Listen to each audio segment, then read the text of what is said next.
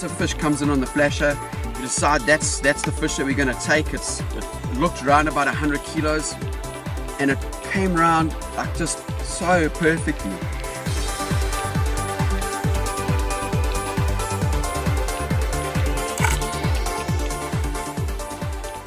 Hey there and welcome to my workshop. Today we're going to be looking at how to make a buzz bomb flasher. Have no idea why they call it a buzz bomb. It doesn't buzz, but it is the bomb. Pretty much everywhere I go, whatever trip I do, my flasher either lands up getting commandeered by someone else, or I'm having to make up one or two for the guys that I go with. These things work really well. I put them together with a few little discs, which I'll talk about just now.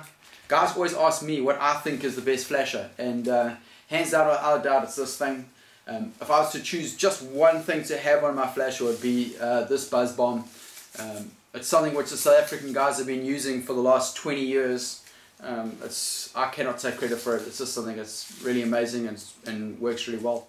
I haven't seen fish respond to any other flasher the way that they do to this thing. I mean, they eat it, they bite it, they swim up to it. It looks alive in the water. It doesn't look like a foreign object, so fish get really close to it. That's also why I'll talk about later why these fish have little eyes on them, and it's just so they make them look real. So anyway, this is super easy to make, and you make it using this thing. So this is the inside of a 5-liter wine box. I don't know if you get them in other places in the world, but it's a little box, has your wine, and it's got a little tap on the outside, and the silver lining is really robust plastic. You can make this out of other shiny mirror strip and stuff like that, but they tend to tear and don't last as long. These things last ages, and well, it's free with a box of wine. So anyway, I'm going to show you how to make this thing in a few quick steps. All you need is one of these bags, a 6-ounce sinker, a cable tie, a pair of scissors, and way to go. You start off by just cutting the sides, the welded sides off. You see there's it's got like a weld on it. So just cut the sides off, but only on the 2 sides and the bottom. I'll show you now why. So get the 2 sides off.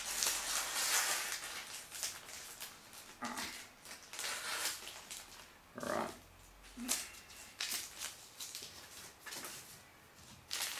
And inside you'll see there's a clear plastic lining. We're going to cut that away. First we just need to take the tap off.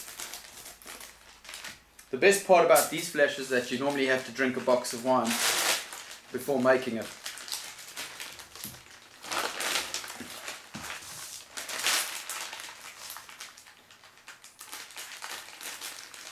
Okay, so there's the clear plastic inside. You can give that a chuck. Okay, we have our 2 silver sheets, and they're welded on one end over here. Okay, now all we need to do to make this thing is cut it into strips, which is easily done. You basically just take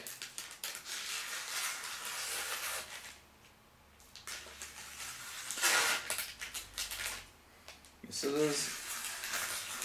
Now these strips, you don't want to make them too thin. I'd say as narrow as maybe 10 mils up to say 20 mils for, I'd say for the American guys, I'd say 2/3 of an inch. I think that's about right. And now you just strip it. You don't want them really fat because then they don't flow in the water so nice. You just cut all the way up to the welded seam. You don't have to be neat at all. I mean, fish are only going to eat it.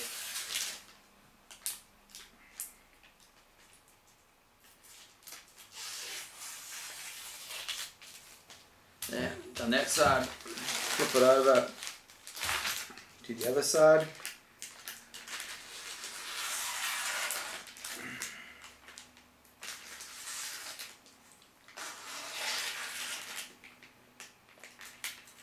sharp pair of scissors is pretty handy in this. I'm going all over the place at the moment.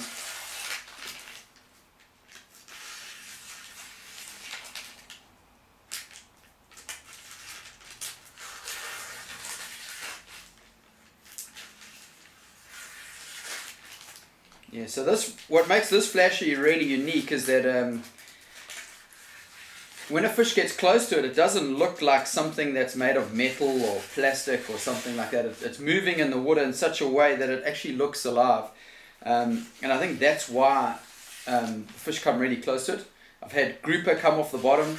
I've had all sorts of game fish eat them, from dogtooth tuna, big mackerel, big yellowfin tuna. They've basically stolen the whole thing and taken it down. Sharks. You can actually drop this onto the bottom, and things like carcop and the grouper, they actually come around it and have a look at it. So it works really good for most fish. Okay, now you have basically this welded edge with these pieces all just dangling off it. Take your 6-ounce sinker,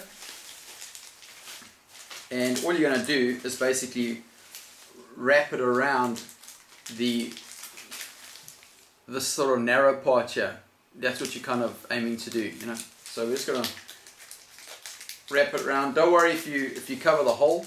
You just kind of dig that out just now with a sharp instrument, screwdriver.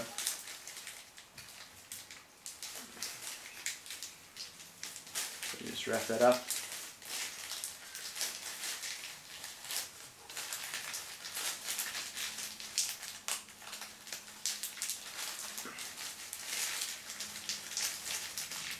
Just tighten it up on the sinker as much as you can. In the past I have used a bit of glue in there. It's not going to, yeah, it's only going to help. If you don't have cable tie, you can do a constrictor knot like you would do around a rubber. In fact, that's what I normally do, but for the sake of this exercise, a cable tie works really well, and I mean, it's just quick and easy. So there we have it. Basically, you've made a good old South African buzz bomb, and yeah, you'll catch loads of fish with that. Now, let me show you. You basically take a sharp instrument and you just locate the hole, just bend it down like that, and once you've done that, you just attach your line, so it's your clear line onto there, and then I normally give it about 1 meter or so, and I just basically put it a crimp like that. I don't know if you can see that clearly, but that works really well. I've tried everything from swivels and the whole lot, but for some reason this kind of holds the disc at a certain angle. It doesn't spin around, so with the slightest bit of movement it gets to a certain point and then stops and then flicks over the other way, which means that you don't have to use so much action to actually keep the flasher working. This is actually very important because you don't actually want to be diving directly on top of your flasher. You want to be like 5 or 10 meters away so you can see fish approaching with the sun behind you. And if you're having to actually sit there and pull the flasher, you know, number one, you're using energy, but the flasher isn't working by itself. That's specifically why I don't like flashers made out of metal. They're too heavy, they don't work by themselves. Also, the other very important point is that you don't want these discs very big. You want them small. Big flashers, the fish will approach them, especially in clean water, and see very quickly that it's not a fish. It'll be attracted to it, but it's not going to stay, and it won't come to right up to the flasher. The smaller the disc, even half the size is probably better for most fish. These flashing discs are actually a little bit big, but these are more for my game fish sort of flasher, which I'd use for doggies, that kind of thing. The doggy will eat this, no worries. The eye is very important. Any predator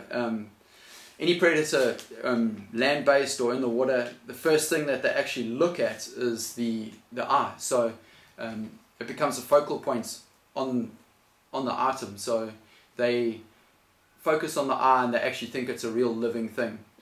Most fishing lures have eyes.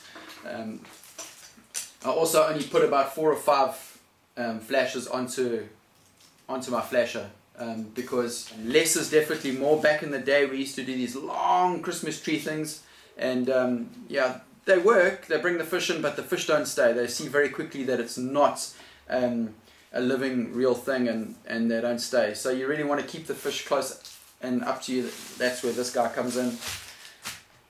Yeah, so that's it. So you want to use that type of thing with an eye, with a buzz bomb, and if all you use is a buzz bomb, you're in the money. I hope this has been helpful and you get to make your own buzz bomb and shoot a whole lot of fish. If you do, hit a comment down below, let me know what you shot. And before you go, hit the subscribe button. I'm going to be doing a whole bunch more of these, and yeah, I'll see you soon. Cheers.